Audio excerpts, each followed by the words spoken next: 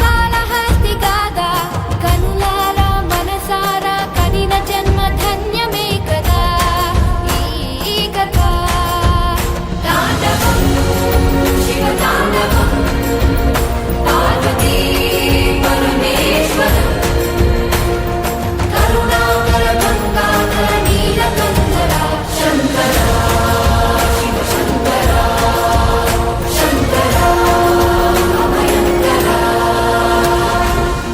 పరమశివుని భక్తుడొకడు సాలెపురుగు జన్మనెత్తి గుడిలో శివునికి ఒక గూడు కట్టెను.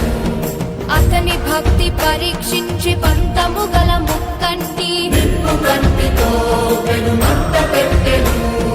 భగ భగ భగ మండే లింగము కాపాడ సాలెపురుగు మంట దూకి ప్రాణం మొదలగా శివుడు కనికరించి హృదయాన చోటునిచ్చి కాళహస్తి పేరు మొదట శ్రీని చేసి శివుడు శిఖోహమనునాదమే నింగి ధ్వనించే పరమేశ్వర లీలతో నీల ధరించే లీలా శివలీలా పలికేలా దీవించు నీలగంధర శంకర శివ శంకర శాంభవ అభయంకర.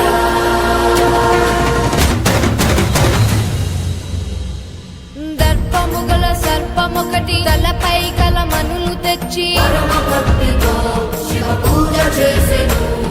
తనది గొప్ప పూజ ఎనచు ఏనుగొకటి తొండముతో మనులను తోసి జలసేన సలిపెను. పగపట్టిన నాగం